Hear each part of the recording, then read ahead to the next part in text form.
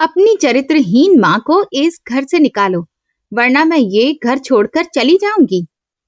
मेरी बहू ने गुस्से से चिल्लाते हुए कहा तो मेरे बेटे ने अगले ही पल मुझे धक्के देकर घर से बाहर निकाल दिया। मैं सड़क पर दर दर भटकती रही और भीख मांगकर अपना पेट भरने लगी। फिर एक दिन एक आदमी ने मुझे अपने साथ चलने को कहा। माई, तुमने एक बार मुझे खाना खिलाया था, अब मैं उसका एहसान उतारना चाहता हूँ। मैं उसके साथ गई तो हैरान रह गई। उसका घर किसी महल से कम नहीं था। मैं कुछ दिन वहां रही ही थी कि अचानक एक भिखारिन दरवाजे पर आ गई। उसे देख मेरे होश उड़ गए, क्योंकि वो मेरी बहू सोनम थी। भगवान के नाम पर कुछ दे दो माई, 2 दिन से कुछ नहीं खाया। भगवान तुम्हारा ये महल हमेशा खुशियों से भरा रखे। उसकी कमजोर और कांपती हुई आवाज ने मुझे मेरे पुराने दर्दनाक दिनों में पहुंचा दिया। मैं उस वक्त अपने बड़े से आलीशान घर की शीशे वाली खिड़की के पास खड़ी बाहर देख रही थी और मुझे अपना पुराना छोटा सा कच्चा घर बहुत याद आ रहा था, जहां मैंने अपनी जिंदगी के सबसे मुश्किल साल काटे थे। मैं उन्हीं ख्यालों में खोई थी कि तभी घर के बड़े गेट पर जोर जोर से दस्तक हुई। घर की नौकरानी पीछे वाले हिस्से में गई हुई थी, इसलिए मैंने खुद जाकर दरवाजा खोलना ठीक समझा। इतनी चिलचिलाती धूप में कौन आया होगा? मैंने धीरे धीरे कदम बढ़ाए और जैसे ही भारी लोहे का गेट खोला तो सामने का नजारा देखकर मेरे पैरों तले जमीन खिसक गई। मेरे सामने एक औरत खड़ी थी, जिसके कपड़े बहुत गंदे और जगह जगह से फटे हुए थे। उसके बाल धूल मिट्टी से भरे हुए थे और बुरी तरह बिखरे हुए थे। वो कांपते हाथों से मेरे सामने हाथ फैलाकर रोटी मांग रही थी और बार बार गिड़गिड़ा रही थी। मैंने जैसे ही उसका चेहरा गौर से देखा तो मेरी सांसें अटक गईं, मेरी आंखें सदमे से फैल गईं और मेरा पूरा शरीर सुन्न पड़ गया, क्योंकि मेरे सामने भीख मांगने वाली वो औरत कोई और नहीं बल्कि मेरी अपनी बहू सोनम थी। हाँ, वही सोनम जिसने एक दिन मुझे मेरे ही घर से धक्के देकर बाहर निकाल दिया था। वो मुझे पहचान नहीं पा रही थी, क्योंकि अब मेरी हालत और रूप दोनों बदल चुके थे और वो सिर झुकाए लगातार रोटी मांग रही थी। मैं वहीं खड़ी उसे देखती रह गई और मेरा दिमाग कई साल पीछे चला गया, जब मैं एक टूटी हुई और बेबस माँ थी। मेरा नाम लीलावती है और मेरी जिंदगी इतने दुखों से भरी रही है कि अगर मैं अपनी कहानी किसी पत्थर को भी सुनाऊं तो वो भी रो पड़े। मेरे पति की मौत उस समय हो गई थी जब मेरी शादी को मुश्किल से कुछ साल हुए थे और मेरा इकलौता बेटा आशुतोष उस वक्त सिर्फ 3 साल का था। वो इतना छोटा था कि उसे मौत का मतलब भी नहीं पता था और अपने पिता की अर्थी के पास वो खेल रहा था। उस दिन मुझे लगा जैसे मेरी पूरी दुनिया उजड़ गई हो, लेकिन फिर मैंने अपने बेटे का मासूम चेहरा देखा और अपने आंसू पी गई। मैंने उसी दिन तय कर लिया था कि अब मेरी जिंदगी का बस एक ही मकसद है, अपने बेटे आशुतोष को खुश और कामयाब बनाना। मेरे पास कोई खास शिक्षा नहीं थी, ना कोई बड़ा हुनर था और ना ही कोई कमाने वाला था। मैं दिन रात सिलाई मशीन पर बैठी रहती। मेरी आंखों में दर्द होने लगता। कई बार सुई चुभने से उंगलियों से खून निकल आता, लेकिन मैंने कभी हार नहीं मानी। मैंने कभी किसी के आगे हाथ नहीं फैलाया। मैंने अपने बेटे को हर खुशी देने की कोशिश की। उसके खिलौनों से लेकर उसकी पढ़ाई तक हर चीज का ध्यान रखा। मेरी पूरी जवानी कपड़े सिलने और रात रात भर जागने में निकल गई। कई लोगों ने मुझे दूसरी शादी की सलाह दी, लेकिन मैंने हमेशा मना कर दिया, क्योंकि मैं नहीं चाहती थी कि मेरे बेटे को सौतेला बाप मिले और उसे किसी तकलीफ का सामना करना पड़े। मैंने अपनी हर इच्छा मार दी, सिर्फ इसलिए ताकि आशुतोष की हर इच्छा पूरी कर सकूं। वक्त गुजरता गया और मेरा बेटा पढ़ लिखकर एक समझदार और अच्छा लड़का बन गया। जब उसे एक बड़ी कंपनी में अच्छी नौकरी मिली तो उस दिन मुझे लगा जैसे मेरी सारी मेहनत सफल हो गई हो। मैंने भगवान का शुक्र मनाया और सोचा कि अब मेरी जिंदगी के सारे दुख खत्म हो जाएंगे। आशुतोष की नौकरी लगने के बाद मेरी सबसे बड़ी खुशी बस यही थी कि मैं उसके सिर पर सेहरा देखूं और घर में बहू आए। मैंने अपने मोहल्ले में एक लड़की देख रखी थी जिसका नाम सोनम था। वो गरीब घर की लड़की थी और देखने में बहुत सीधी सादी लगती थी। मैंने सोचा, गरीब घर की लड़की है तो रिश्तों की कीमत समझेगी और इस घर को अपना घर मानेगी। मैं खुशी खुशी सोनम के घर रिश्ता लेकर गई। उनके हालात सच में बहुत खराब थे और जब उन्होंने सुना कि लड़का इतनी अच्छी नौकरी करता है तो उन्होंने तुरंत रिश्ता मंजूर कर लिया। मेरी खुशी का कोई ठिकाना नहीं था। मैंने अपनी जिंदगी भर की जमा पूंजी, जो मैंने बुरे वक्त के लिए संभाल कर रखी थी, वो सब बेटे की शादी में लगा दी। मैंने बहुत धूमधाम से आशुतोष की शादी की और सोनम को दुल्हन बनाकर अपने घर ले आई। मुझे लगा जैसे अब मेरे सूने आंगन में भी खुशियां लौट आई हैं और मेरी बहू मेरी बेटी बनकर ही रहेगी। शादी की शुरुआत के कुछ दिन बहुत अच्छे और सुकून से बीते। मैं बहुत खुश थी और इसी खुशी में मैं घर के सारे काम खुद ही करती थी। मैं सुबह जल्दी उठकर नाश्ता बनाती, दोपहर का खाना तैयार करती और पूरे घर की सफाई करती ताकि मेरी नई नवेली बहू को कोई परेशानी ना हो और वह आराम से रहे। मैं चाहती थी कि उसे इस घर में बिल्कुल अपनी माँ के घर जैसा प्यार मिले। लेकिन मेरी ये खुशी ज्यादा दिनों तक टिक नहीं सकी और कुछ ही महीनों बाद सोनम का असली चेहरा सामने आने लगा, जिसके बारे में मैं सपने में भी नहीं सोच सकती थी। वो कोई सीधी सादी लड़की नहीं थी, बल्कि बहुत घमंडी, लालची और खुदगर्ज थी, जिसे रिश्तों की कोई कदर नहीं थी। उसने मेरे अपने ही घर में मेरा चलना फिरना और अपने बेटे आशुतोष से हंसकर बात करना भी पसंद बंद कर दिया था। जब भी आशुतोष ऑफिस से आता और मेरे पास बैठकर मेरा हाल पूछता, तो सोनम के चेहरे पर साफ जलन दिखाई देती। वो चाहती थी कि आशुतोष मुझसे बिल्कुल भी बात ना करे और अपनी सारी कमाई सिर्फ उसके हाथ में लाकर रख दे। अगर उसका बस चलता तो वो मुझे इस घर से निकाल देती या फिर मुझे घर में नौकरानी बनाकर रखती और खुद मुझ पर हुक्म चलाती रहती। वो अक्सर मुझसे ताने मारकर बात करती और मेरे बनाए खाने में कमी निकालती रहती। मैं सब कुछ चुपचाप सहती रही क्योंकि मैं एक माँ थी और मैं किसी भी हालत में अपने बेटे का बसा बसाया घर टूटते नहीं देखना चाहती थी। सबसे ज्यादा दुख की बात यह थी कि आशुतोष अपनी पत्नी के प्यार में इतना अंधा हो चुका था कि उसे मेरी तकलीफ और मेरी आंखों के आंसू तक दिखाई नहीं देते थे। सोनम उसके सामने इतनी मासूम बनती कि आशुतोष को लगता उसकी पत्नी से ज्यादा अच्छी औरत कोई हो ही नहीं सकती और मैं ये सोचकर चुप रहती कि कहीं मेरी वजह से मेरे बेटे की खुशियां खराब ना हो जाएं। मैं रोज अपने कमरे में अकेले बैठकर रोती और भगवान से सब्र मांगती। उन्हीं दिनों हमारी जिंदगी में एक नया मोड़ आया। हमारे मोहल्ले के मंदिर के पास एक नौजवान लड़का आकर बैठने लगा था। वो किसी दूसरे शहर से मजदूरी की तलाश में हमारे शहर आया था, लेकिन कई दिनों से उसे कोई काम नहीं मिला था। बेचारा बहुत कमजोर और परेशान दिखाई देता था और मंदिर के बाहर एक कोने में सिर झुकाकर बैठा रहता था। मैंने कई बार देखा कि वो कई कई दिनों से भूखा होता था और उसमें ठीक से बोलने की ताकत भी नहीं बचती थी।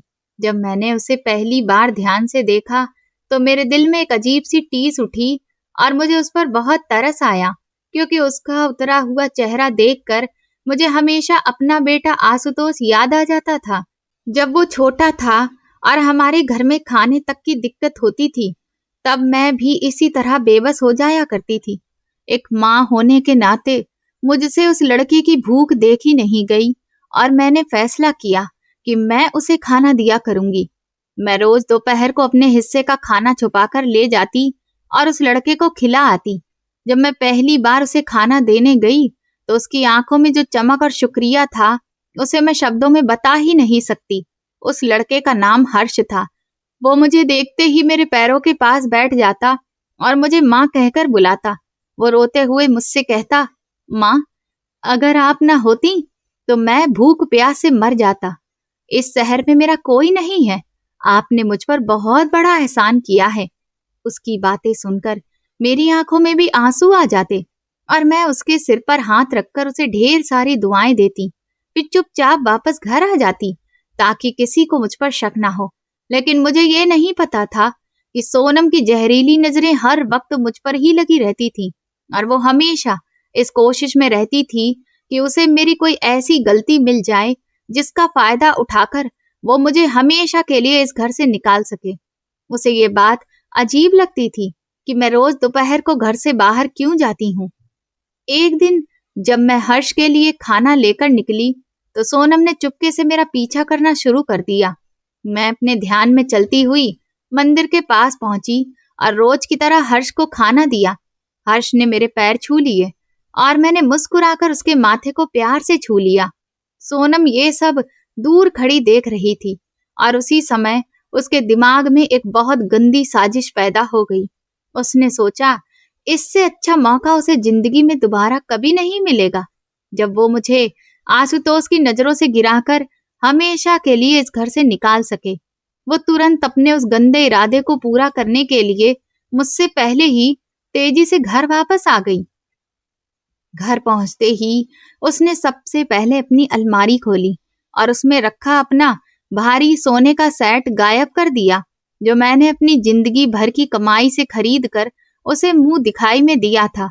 उसने वो गहने कहीं छुपा दिए और फिर बिस्तर पर बैठकर आशुतोष के आने का इंतजार करने लगी ताकि अपना असली ड्रामा शुरू कर सके। शाम का समय था और आशुतोष ऑफिस की थकान लेकर घर वापस आया था। उसके चेहरे पर साफ थकावट दिखाई दे रही थी और वो बस थोड़ा आराम करना चाहता था। लेकिन जैसे ही उसने घर में कदम रखा, सोनम ने पूरे घर में हंगामा खड़ा कर दिया। वो जोर जोर से रोने लगी और अपने बाल बिखेर कर ऐसे ड्रामा करने लगी जैसे उसके साथ बहुत बड़ा हादसा हो गया हो। आशुतोष उसे इस हालत में देखकर बहुत घबरा गया और भागकर उसके पास गया। फिर उससे रोने की वजह पूछने लगा।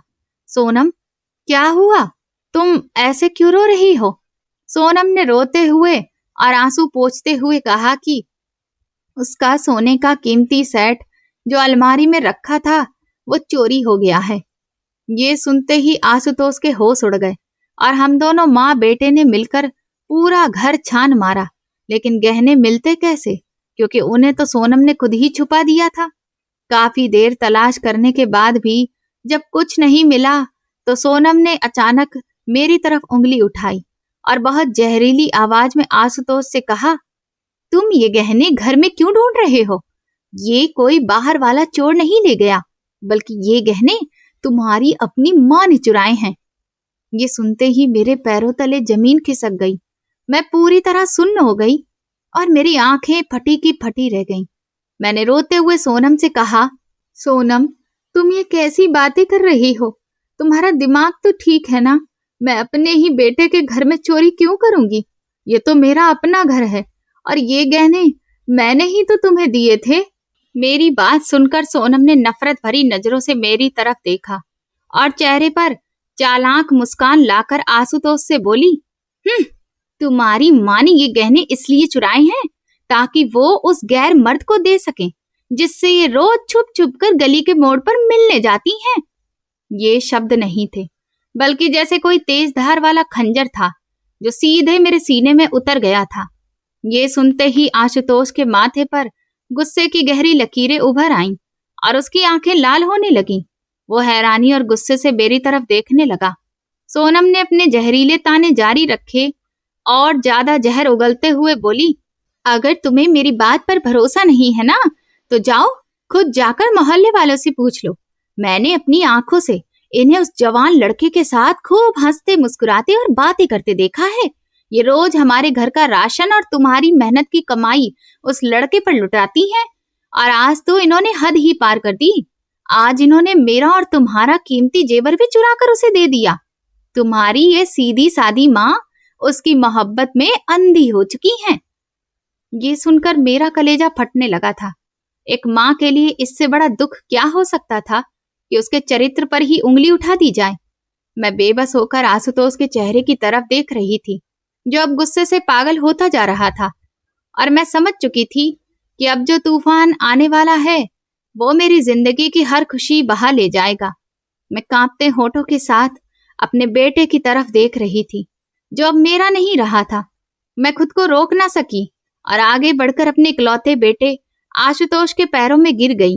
मैंने उसकी टांगें कसकर पकड़ ली और रोते हुए बोली, मेरे बच्चे, क्या तुम अपनी इस बूढ़ी माँ को नहीं जानते? मैं तो उस भूखे और बेबस लड़के को सिर्फ भगवान के नाम पर रोटी देती हूँ। मेरा इसके अलावा कोई गलत मतलब नहीं है। तुम चाहो तो मैं भगवान के सामने बैठकर कसम खाने को तैयार हूँ। बेटा, वो तो तुम्हारी उम्र का एक बेसहारा और अनाथ बच्चा है, जिसने कई कई दिनों से खाना नहीं खाया।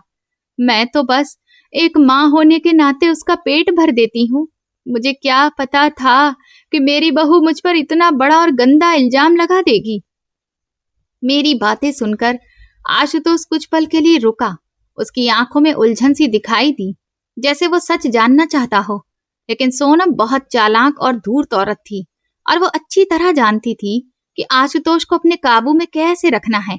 उसने तुरंत अपने माथे पर हाथ मारा और जोर जोर से रोते हुए चिल्लाने लगी, अगर तुम्हें मेरी बात पर भरोसा नहीं है और तुम्हें ये औरत सच्ची लग रही है तो ठीक है, तुम अपनी इस बदचलन माँ को इसी घर में रखो।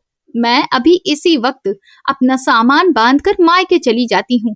और याद रखना, कल सुबह मैं पुलिस स्टेशन जाकर तुम दोनों माँ बेटे पर मेरे जेवर चोरी करने और तुम्हारी माँ की गंदी हरकतों का केस कर दूंगी, ताकि पूरे मोहल्ले को पता चल जाए कि ये औरत जो दिन भर माला जपती रहती है, वो असल में कैसी घिनौनी औरत है और कैसे चरित्र की है। सोनम की ये खुली धमकी सुनकर आशुतोष, जो पहले ही सोनम के प्यार में पूरी तरह अंधा हो चुका था, उस पर जैसे पागलपन सवार हो गया। उसने मेरी एक ना सुनी और बहुत बेरहमी से मेरा बाजू पकड़कर मुझे जमीन से झटके से उठा दिया। उसकी पकड़ इतनी मजबूत थी कि मेरे बूढ़े हाथ की हड्डियां तक दुखने लगी। उसने मुझे बेरहमी से घसीटना शुरू कर दिया और दरवाजे की तरफ ले जाने लगा। मैं चीखती रही, रोती रही। मैंने उसे बहुत समझाया, बेटा, भगवान से डरो, रात का समय है, इतनी ज्यादा ठंड है, मुझे इस वक्त घर से मत निकालो। मैं इस हालत में कहाँ जाऊंगी? इस दुनिया में तुम्हारे अलावा मेरा कोई नहीं है। मैं तुम्हारी माँ हूँ। मैंने तुम्हें कितनी मुश्किलों से पाला है। तुम्हें याद है जब बचपन में तुम्हें निमोनिया हुआ था और तुम मौत के मुंह में जा रहे थे, तब मैं रात रात भर जाग कर तुम्हारे पैरों से लिपट कर रोती थी। बेटा, मुझे इस तरह मत ठुकराओ। लेकिन आशुतोष की आंखों पर सोनम के झूठे प्यार और नकली आंसुओं की ऐसी पट्टी बन चुकी थी कि उसे मेरी कोई बात सुनाई नहीं दे रही थी। उसने मुझे दरवाजे तक घसीटा, फिर जोर से धक्का देकर घर के बाहर कच्ची सड़क पर फेंक दिया और अगले ही पल मेरे मुंह पर लोहे का भारी दरवाजा जोर से बंद कर दिया, जिसकी आवाज ने मेरे दिल को तोड़ कर रख दिया। मैं रोते हुए दरवाजा पीटने लगी और चिल्लाती रही, आशुतोष, दरवाजा खोल दे, तेरी माँ मर जाएगी, इतना बड़ा जुल्म मत कर बेटा। लेकिन अंदर से कोई जवाब नहीं आया। मोहल्ले के 2-3 दरवाजे खुले, लोगों ने झांक कर देखा, लेकिन कोई मेरी मदद के लिए बाहर नहीं आया। सबने अपने दरवाजे बंद कर लिए। वो सर्दियों की बहुत ठंडी और अंधेरी रात थी और मैं बिना किसी गर्म कपड़े के सिर्फ अपने पुराने सूती कपड़ों में सड़क पर मिट्टी में पड़ी आसमान को देख रही थी। मुझे समझ नहीं आ रहा था कि ये सब कैसे हो गया। मेरा अपना बेटा, जिसकी खुशियों के लिए मैंने अपनी पूरी जिंदगी कुर्बान कर दी, जिसके लिए मैंने जवान उम्र में विधवा होकर भी हर दुख सह लिया, आज उसी बेटे ने मुझे बदचलन कहकर घर से निकाल दिया। उसने एक पल भी नहीं सोचा और मुझे इतनी बेइज्जती के साथ घर से निकाल दिया। मैं जमीन पर पड़ी रोते रोते बेहाल हो चुकी थी। ठंड मेरी हड्डियों में उतर रही थी और मेरे पास जाने के लिए कोई जगह नहीं थी। मैं लड़खड़ाते कदमों से उठी और रोते हुए उसी मंदिर के पास चली गई जहां मैं हर्ष को खाना दिया करती थी। मैंने मंदिर के ठंडे फर्श पर बैठकर अपने घुटनों में सिर छुपा लिया और पूरी रात वहीं ठंड में कांपती रही और भगवान से अपने लिए इंसाफ मांगती रही। अगली सुबह जब सूरज निकला तो मेरी जिंदगी का एक नया और डरावना दौर शुरू हो चुका था। मेरे पास ना पैसे थे और ना रहने का कोई ठिकाना। मैं पूरा दिन सड़कों पर भटकती रही और मेरी आंखों से आंसू रुकने का नाम नहीं ले रहे थे। मैंने 2 दिनों से कुछ नहीं खाया था। भूख और प्यास से मेरी हालत इतनी खराब हो चुकी थी कि मुझे चक्कर आने लगे थे। जब भूख मेरी सहन करने की ताकत से बाहर हो गई और पेट में दर्द उठने लगा, तब मैंने अपनी पूरी जिंदगी की इज्जत और आत्मसम्मान तोड़ दिया। और एक बड़े मंदिर के बाहर जाकर भिखारियों और बेसहारा लोगों की लाइन में बैठ गई। मैंने कांपते हुए हाथ लोगों के सामने फैला दिए। जो औरत पूरी जिंदगी मेहनत मजदूरी करके इज्जत की रोटी खाती रही थी, आज वही भीख मांगने पर मजबूर हो गई थी। लोग मेरे हाथों में सिक्के और 10-20 रुपए रख देते और मैं उन्हीं पैसों से सूखी रोटी और सब्जी खरीद कर खा लेती। लेकिन भीख मांगना रोज आसान नहीं था, ना ही रोज इतने पैसे मिलते थे कि 2 वक्त का पेट भर सके। कभी कुछ मिल जाता और कभी पूरा दिन भूखे पेट गुजारना पड़ता। ऐसे में अगर शहर में भंडारे ना लगते तो शायद मैं भूख और कमजोरी से सड़क पर ही मर जाती। मैं दोपहर के समय अक्सर उन भंडारों में जाकर गरीब और बेसहारा लोगों के साथ लाइन में लगकर खाना खा लिया करती थी। मुझे याद है, एक दिन एक आदमी ने मुझे कांपते हुए देखकर पूछा था, माई, तुम्हारा कोई अपना नहीं है क्या, जो इस बुढ़ापे में सड़कों पर रो रही हो? तो मैंने रोते हुए उससे कहा, मेरा अपना तो जिंदा है बेटा, लेकिन उस अपने की मां मर चुकी है। वहां कोई मुझसे मेरी जात या मेरा हाल नहीं पूछता था। बस एक प्लेट में सब्जी और रोटियां मिल जाती थी, जिससे मेरे पेट की आग शांत हो जाती थी। सर्दियों में जब सड़क पर ठंड सहना मुश्किल हो जाता था, तो कुछ सेवा केंद्र वालों की तरफ से बांटे गए पुराने कपड़ों में से मुझे एक मोटा सा कंबल मिल गया था, जिसे ओढ़कर मैं किसी भी दुकान के बाहर या फुटपाथ पर रात गुजार लेती। मैं जिंदा तो थी, लेकिन अंदर से पूरी तरह टूट चुकी थी। दिन हफ्तों में और हफ्ते महीनों में और महीने सालों में बदलने लगे। सड़कों की धूल और गरीबी की बेइज्जती ने मुझे अंदर और बाहर से खोखला कर दिया था और मैं अक्सर बीमार रहने लगी थी। मैं रोज आसमान की तरफ देखकर भगवान से मौत मांगती, हे भगवान, मुझे अपने पास बुला ले। अब मुझसे ये बेइज्जती और ये दर दर की ठोकरें सहन नहीं होती। लेकिन शायद मौत भी मुझसे नाराज थी और किस्मत को मेरा और इम्तिहान लेना था। मैंने कई बार सोचा कि मैं अपना घमंड छोड़कर वापस जाकर आशुतोष के पैरों में गिर जाऊं और उससे माफी मांग लूं, चाहे वो मुझे घर के किसी कोने में नौकरानी बनाकर रख ले। कम से कम मेरे सिर पर छत तो होगी और मैं अपने बेटे को देख तो सकूंगी।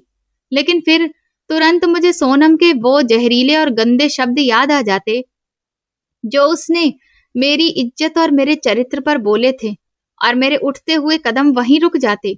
मैं उसी तरह दर दर भटकती रही और मेरी जिंदगी का एक लंबा समय उन सड़कों की धूल छानते हुए गुजर गया।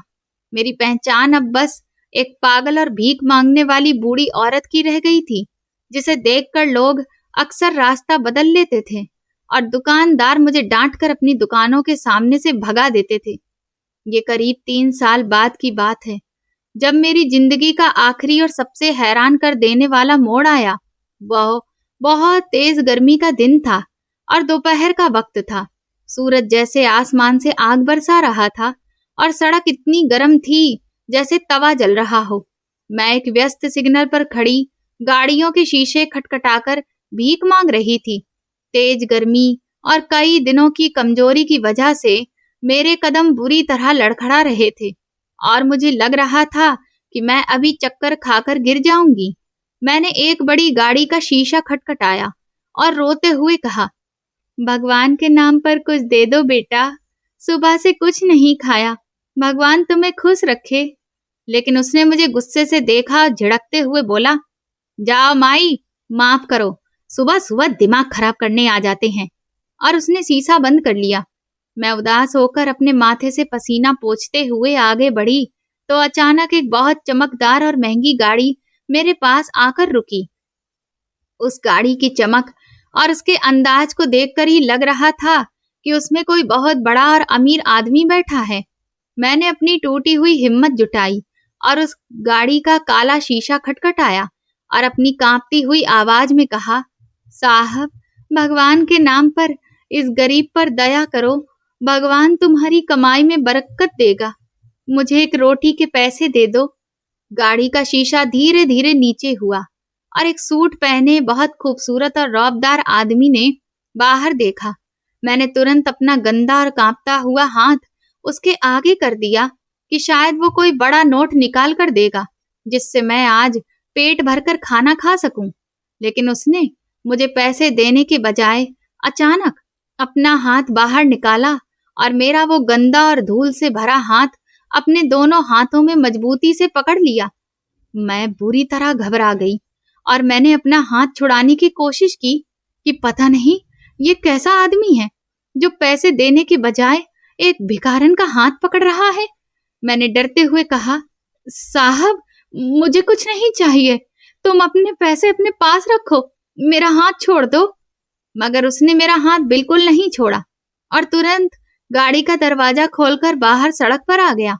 मैं डरकर 2 कदम पीछे हट गई कि कहीं ये अमीर आदमी मुझे मारेगा तो नहीं। लेकिन उसने मुझे इतनी गौर से और इतनी तकलीफ के साथ देखा कि उसकी आंखों में बड़े बड़े आंसू आ गए। उसने भरी सड़क पर इतनी गाड़ियों के सामने अचानक झुककर मेरे गंदे और धूल मिट्टी से भरे पैरों को अपने हाथ लगाया और रोते हुए बोला, माँ तुम इस हालत में सड़क पर कैसे आ गई? तुम्हारा वो बेटा कहाँ गया? मैं ये माँ शब्द सुनकर हैरानी से पत्थर बन गई। वो आदमी कोई और नहीं बल्कि हर्ष था।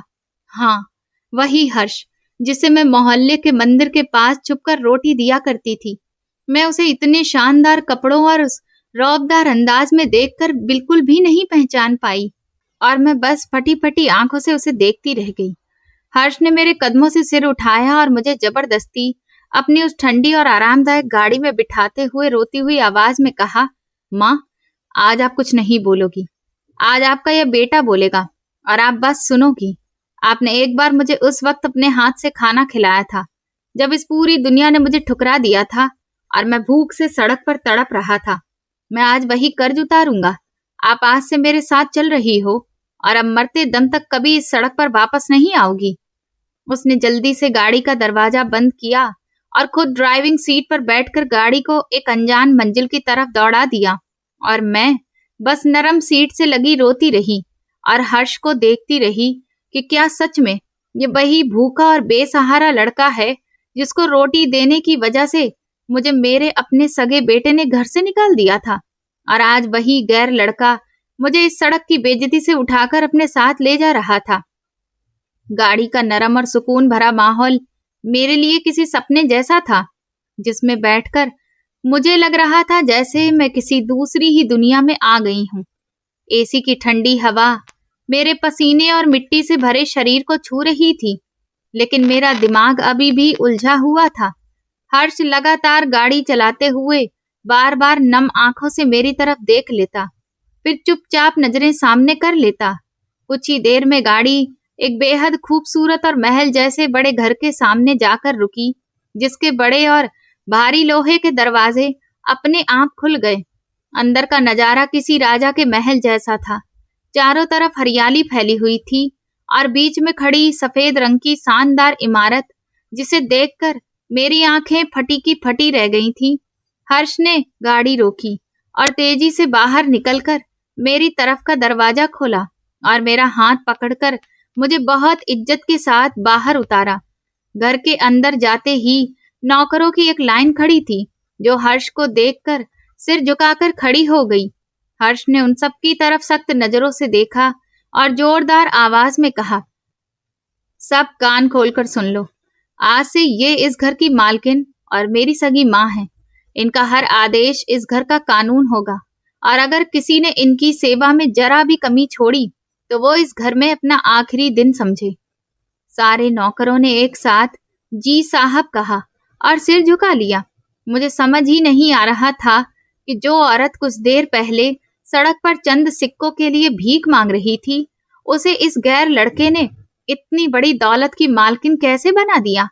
हर्ष मुझे सहारा देकर एक बेहद नरम और मखमली सोफे पर बिठाने लगा तो मैंने झिझकते हुए कहा, बेटा मेरे कपड़े बहुत गंदे हैं, ये तुम्हारा कीमती सोफा खराब हो जाएगा। लेकिन हर्ष मेरे कदमों में बैठ गया और मेरे दोनों मैले हाथ पकड़कर रोते हुए बोला, माँ ये पूरा महल, ये सारी दौलत आपके इन कदमों की धूल के बराबर भी नहीं है। आपने मुझ पर जो एहसान किया था वो मैं जिंदगी भर नहीं चुका सकता। हर्ष मेरे पैरों के पास बैठकर मुझे वो सारी सच्चाई बताने लगा जो इतने सालों से एक राज थी। उसने रोते हुए कहा, माँ, मैं असल में एक बहुत बड़े और मशहूर बिजनेसमैन का इकलौता बेटा हूँ। मेरी माँ तो मुझे बचपन में ही छोड़कर चली गई थी। मुझ में पैसे का बहुत घमंड था और एक दिन किसी छोटी सी बात पर मेरे अपने पापा से बहुत बड़ी लड़ाई हो गई। मेरी जिद इतनी बड़ी थी कि मैंने उसी वक्त गुस्से में घर छोड़ दिया और कसम खा ली कि अब मैं उनके रुपयों का एक कतरा भी इस्तेमाल नहीं करूंगा। मैं अपना शहर छोड़कर उस शहर में पहुंच गया था, लेकिन जिंदगी इतनी बेरहम निकली कि कुछ ही दिनों में मेरा सारा घमंड टूट गया। मुझे कोई काम नहीं मिला और मैं कई कई दिन मंदिर के पास भूखा पड़ा रहता था। भूख ने मुझे मौत के करीब पहुंचा दिया था और मुझे लगने लगा था कि अब मैं मर जाऊंगा। तभी आप एक फरिश्ते की तरह मेरी जिंदगी में आई थीं। आपकी दी हुई वो रोटियां और सब्जी मेरे लिए दुनिया का सबसे बड़ा आशीर्वाद था। लेकिन माँ, उन रोटियों से ज्यादा आपकी उस ममता और प्यार ने मुझे बदल दिया जो आप मेरे सिर पर हाथ फेर कर देती थी। आपने मुझे जीना सिखाया और आपके उस बिना मतलब वाले प्यार ने मेरी अकड़ को तोड़ दिया। मुझे एहसास हुआ कि मैं अपने पापा के साथ कितना गलत करके आया हूँ। जिस दिन मैं आखिरी बार आपसे मिला, उसी दिन मैंने फैसला कर लिया था कि मैं वापस अपने घर जाऊंगा और अपने पापा से माफी मांगूंगा। मैंने ऐसा ही किया। मेरे पापा ने मुझे रोते हुए गले लगा लिया और कुछ समय बाद उनका देहांत हो गया। फिर ये पूरा कारोबार और ये महल मेरी जिम्मेदारी बन गया। मैंने आपको हर जगह ढूंढा, उस मंदिर के पास, मोहल्ले की गलियों में, लेकिन आप कहीं नहीं मिली। आज जब मैंने आपको इस सड़क पर भीख मांगते देखा तो मेरा दिल फट गया कि मेरी माँ जैसी औरत इस हालत में दर दर की ठोकरें खा रही है। आपने मुझे वो रोटी ना दी होती तो मैं आज इस महल में जिंदा ना बैठा होता। माँ, अब आप मेरी जिम्मेदारी हो और मरते दम तक इस घर की रानी बनकर रहोगी। हर्ष ने उसी दिन शहर के सबसे बड़े डॉक्टरों को बुलवाकर मेरा पूरा इलाज शुरू करवाया। मुझे पहनने के लिए बेहद कीमती और रेशमी कपड़े दिए गए और मेरे लिए एक ऐसा शानदार कमरा तैयार किया गया जिसमें दुनिया की हर सुख सुविधा मौजूद थी। नौकर हर वक्त हाथ बांधे मेरे एक इशारे का इंतजार करते रहते। मैं उस महल में सच में एक रानी की तरह रहने लगी थी। मेरे बिखरे हुए और धूल से भरे बाल अब संवर गए थे और मेरे चेहरे पर छाई कमजोरी भी अच्छी खुराक और दवाइयों की वजह से धीरे धीरे खत्म होने लगी थी। लेकिन रात की तन्हाई में जब मैं उस नरम और मखमली बिस्तर पर लेटती तो मेरी आंखों से आंसू बहने लगते। मुझे अपना आशुतोष बहुत याद आता। मैं सोचती कि मेरा खून, मेरा वो इकलौता बेटा जिसको मैंने अपनी पूरी जवानी दे दी, वो इस वक्त कहाँ होगा, किस हाल में होगा। क्या उसने कभी अपनी इस बदनसीब माँ को याद किया होगा जिसको उसने सर्दी की उस काली रात में घर से निकाल दिया था? क्या सोनम ने उसे कभी कोई सुख दिया होगा या नहीं? मेरे आंसू मेरे तकिए में ही समा जाते। हर्ष मेरी इस हालत को बहुत अच्छी तरह समझता था। वो अक्सर रात को मेरे पास आकर बैठता और मेरे आंसू साफ करते हुए मुझसे वादा करता, माँ, तुम परेशान मत हो, मैंने अपने सबसे भरोसेमंद आदमियों को लगा दिया है और वो बहुत जल्द आशुतोष को ढूंढ निकालेंगे कि वो कहाँ है और किस हाल में है। बस आप अपने दिल को मजबूत रखो और भगवान पर भरोसा रखो। मुझे हर्ष की बातों से बहुत सुकून मिलता और मैं दुआ करती कि मेरा बेटा जहां भी हो सुरक्षित रहे, क्योंकि एक माँ का दिल कितना भी टूटा हुआ हो क्यों ना हो, वो अपनी औलाद के लिए कभी बुरा नहीं सोच सकती। और आज किस्मत का कितना अजीब खेल मेरे सामने चल रहा था कि मैं हर्ष के उस बड़े आलीशान घर के दरवाजे पर खड़ी थी और मेरे सामने मेरी वही घमंडी बहू सोनम भीख मांग रही थी, जिसने कभी मुझे मेरे ही घर से धक्के देकर बाहर निकलवा दिया था। सोनम की हालत इतनी खराब हो चुकी थी कि कोई उसे देखकर पहचान भी नहीं सकता था कि ये वही लड़की है जो कभी रेशमी कपड़ों और सोने के गहनों में डूबी रहती थी। वो लगातार खाने के लिए गिड़गिड़ा रही थी और उसकी आवाज में भूख और बेबसी साफ सुनाई दे रही थी। मैंने अपने आंसू साफ किए और उसके चेहरे को गौर से देखते हुए दरवाजा पूरा खोल दिया और उसे अंदर आने का इशारा किया। वो डरते डरते अंदर आई। उसे शायद लग रहा था कि मैं कोई अमीर औरत हूँ जो उस पर तरस खाकर उसे अंदर बुला रही हूँ। मैंने तुरंत घर की नौकरानी को आवाज लगाई और कहा कि जल्दी से खाने की तैयारी करो। नौकरानी कुछ ही देर में खाने से भरी मेज सजा गई, जिसकी खुशबू पूरे कमरे में फैल गई। मैंने सोनम को कुर्सी पर बैठने का इशारा किया। वो किसी भूखे इंसान की तरह खाने पर टूट पड़ी। उसके हाथ कांप रहे थे। वो रोटी के बड़े बड़े टुकड़े तोड़कर जल्दी जल्दी मुंह में डाल रही थी, जैसे उसने महीनों से ढंग का खाना न खाया हो। मैं कुर्सी खींचकर उसके बिल्कुल पास बैठ गई और चुपचाप उसकी हालत को देखती रही। वक्त कैसे बदलता है, ये आज मेरी आंखों के सामने था। जो लड़की कभी मेरे बनाए खाने में कमी निकालती थी, आज वही किसी और के घर का खाना ऐसे खा रही थी जैसे उसे कोई खजाना मिल गया हो। जब वो पेट भरकर खा चुकी और पानी का बड़ा गिलास पीकर उसे चैन की सांस ली, तो मैंने अपना हाथ उसके कंधे पर रखा और बहुत धीमी आवाज में पूछा, सोनम, तुम इस हालत में कैसे पहुंच गई? मेरी आवाज सुनते ही उसके शरीर में जैसे बिजली दौड़ गई। उसने घबराकर मेरी तरफ देखा और जब उसकी नजर मेरे चेहरे पर पड़ी और उसने मुझे गौर से पहचाना, तो उसकी आंखें डर और हैरानी से फैल गईं। उसके हाथ से गिलास छूटकर नीचे गिरा और टूट गया। वो पहचान चुकी थी कि इस बड़े घर की मालकिन जिसने उसे खाना खिलाया है, वो कोई और नहीं बल्कि उसकी वही सास है, जिसे उसने चोर और बदचलन कहकर रात के अंधेरे में घर से निकाल दिया था।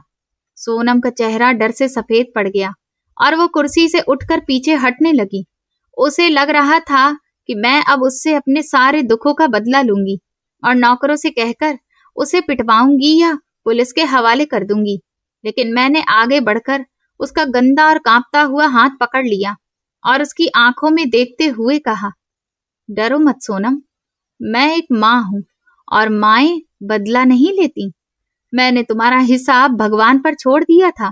तुम बस मुझे ये बताओ कि मेरा बेटा आशुतोष कहाँ है और कैसा है, और तुम इस हालत में क्यों हो? मेरी ये बात सुनते ही सोनम खुद को संभाल न सकी और जोर जोर से रोते हुए मेरे पैरों में गिर गई। उसने मेरे पैर पकड़ लिए और फूट फूट कर रोने लगी और बहुत शर्मिंदा होकर माफी मांगने लगी। उसने रोते रोते मुझे वो दर्दनाक कहानी सुनाई जिसे सुनकर मेरा दिल टूट गया। उसने कहा, माँ, आपको घर से निकालने के बाद मेरा घमंड आसमान छूने लगा था।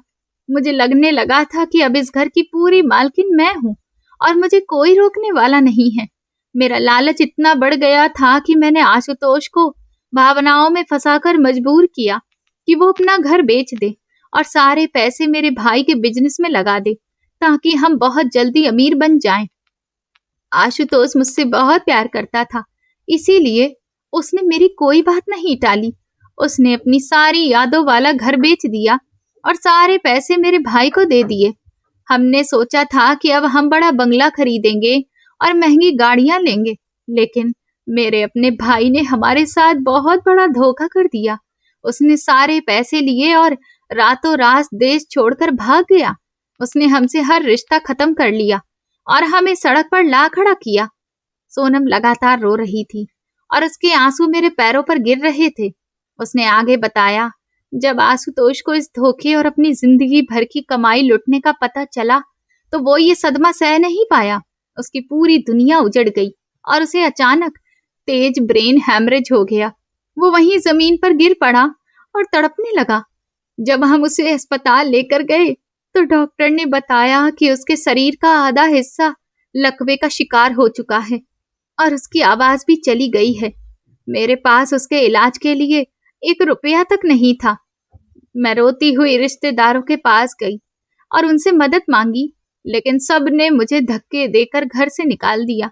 उन्होंने कहा, जब तुम्हारा अपना भाई तुम्हें लूट कर भाग गया, तो हम तुम्हारा बोझ क्यों उठाएं? उन्होंने हम दोनों पति पत्नी को सड़क पर छोड़ दिया। आशुतोष चलने फिरने और बोलने से बिल्कुल लाचार हो चुका था और उसे हर वक्त महंगी दवाइयों की जरूरत होती थी। मैंने लोगों के आगे हाथ फैलाना शुरू कर दिए ताकि मैं कुछ पैसे जमा करके अपने पति को दवाई खिला सकूं। अम्मा, आज आपका वो खूबसूरत और जवान बेटा एक फुटपाथ पर पड़ा मौत का इंतजार कर रहा है और मैं रोज भीख मांगकर उसे बस जिंदा रखे हुए हूँ। मुझे अपनी चालाकी और अपनी जहरीली जुबान की ऐसी सजा मिली है कि अब मुझे मौत भी नहीं आती और जिंदगी भी एक सजा बन चुकी है। ये सुनकर मेरा दिल टूट गया। मेरा वो जवान बेटा, जिसके लिए मैंने अपनी पूरी जिंदगी लगा दी, आज वो फुटपाथ पर पड़ा तड़प रहा था। मैंने एक पल भी बर्बाद किए बिना तुरंत हर्ष को फोन मिलाया और रोते हुए उसे सारी बात बताई और कहा, जल्दी घर आओ, मुझे मेरे बेटे के पास जाना है। हर्ष ने फोन काटा और थोड़ी ही देर में बहुत तेज गाड़ी चलाता हुआ घर पहुंच गया। हमने सोनम को अपने साथ गाड़ी में बैठाया और उसके बताए हुए रास्ते पर उसी फुटपाथ की तरफ निकल गए। जैसे ही गाड़ी उस गंदे और बदहाल फुटपाथ के पास रुकी, मेरी नजर उस इंसान पर पड़ी जो एक पुरानी और फटी हुई चादर में लिपटा हुआ था।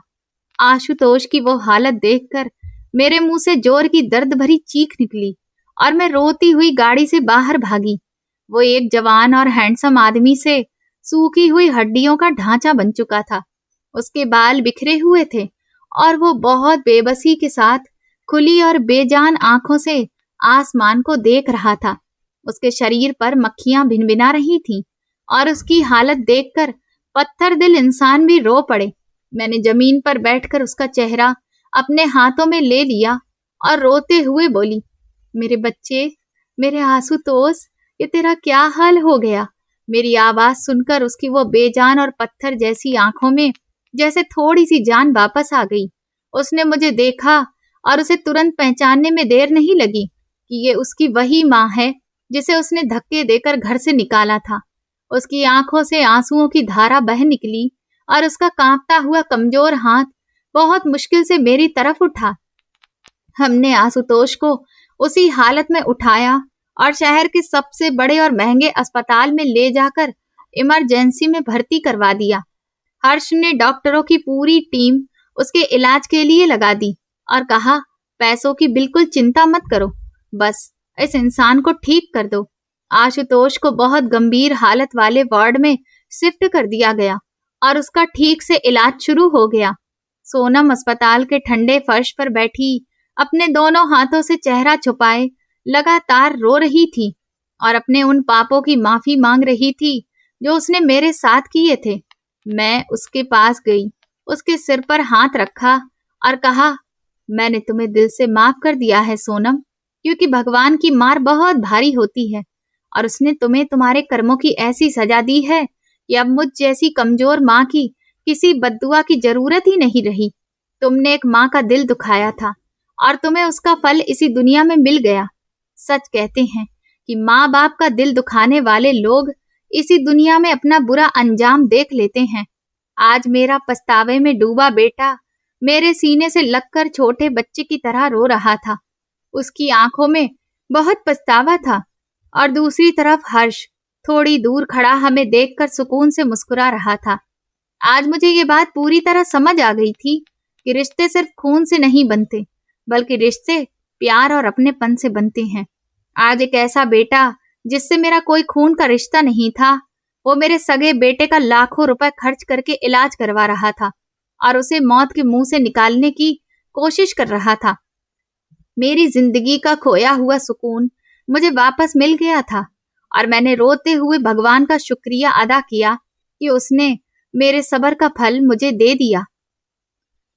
दोस्तों, कई बार कुछ लोग जिनके जीवन में पहले रुपए पैसे की कमी रही होती है, उन्हें जब एक अच्छी जिंदगी मिलने लगती है तो वो घमंड से भर जाते हैं और उस घमंड में आकर वो दूसरों को कुछ भी नहीं समझते। और यही सोनम ने अपनी सास लीलावती के साथ किया। सोनम, जो पहले गरीबी की जिंदगी जी रही थी, शादी के बाद उसने अपनी उस बदली हुई अच्छी जिंदगी की वैल्यू समझने की जगह घमंड शुरू कर दिया। जबकि लीलावती एक अच्छी सास थी जो ना सिर्फ अपनी बहू को बहुत प्रेम करती थी, बल्कि घर के कामकाज में भी उसका साथ देती थी। पर कई बार ऐसा होता है कि कुछ लोग दूसरे के अच्छे व्यवहार का नाजायज फायदा उठाना शुरू कर देते हैं, जबकि होना ये चाहिए कि उन्हें अगर जीवन में अच्छे लोग मिल रहे हैं, अच्छी जिंदगी मिल रही है, तो उसकी कदर करनी चाहिए। वहीं आशुतोष, जिसने अपनी बीवी की बातों में आकर अपनी माँ के एहसानों को एक पल में ही भुला दिया, उनके त्याग की कीमत नहीं समझी और उसी का फल उन दोनों ने भुगता। हर्ष ने हमें सिखाया कि सच्चा रिश्ता सिर्फ खून से नहीं, बल्कि इंसानियत, अपनेपन और निस्वार्थ प्रेम से भी बनता है। कई बार गैर लोग भी उस हद तक हमारा साथ दे जाते हैं जहां तक हमारे अपने भी साथ खड़े नहीं होते। आप अगर लीलावती की जगह पर होते तो क्या अपने बेटे को माफ कर पाते? हमें कमेंट में जरूर बताएं। तो दोस्तों, आप किस शहर से हमारी कहानी सुन रहे हैं और आपको ये कहानी पसंद आई हो तो कमेंट में बताएं। इस वीडियो को लाइक करें, ज्यादा से ज्यादा शेयर करें और हाइप दें। साथ ही चैनल को सब्सक्राइब करना ना भूलें। और अगर आपको मेरी मेहनत पसंद आई हो तो मुझे सुपर थैंक्स देकर अपना प्यार और सपोर्ट जरूर दिखाएं, ताकि मैं आपके लिए ऐसी ही शानदार कहानियां लाती रहूं। ये कहानी पूरी तरह से काल्पनिक है। इसका उद्देश्य केवल मनोरंजन और सामाजिक संदेश देना है। कहानी के सभी पात्र, घटनाएं और स्थान काल्पनिक हैं। इनका किसी भी वास्तविक व्यक्ति या घटना से कोई संबंध नहीं है। इस कहानी में दिखाए गए पारिवारिक विवाद, भावनात्मक दृश्य और परिस्थितियां केवल जागरूकता तथा सीख देने के लिए प्रस्तुत की गई हैं। धन्यवाद।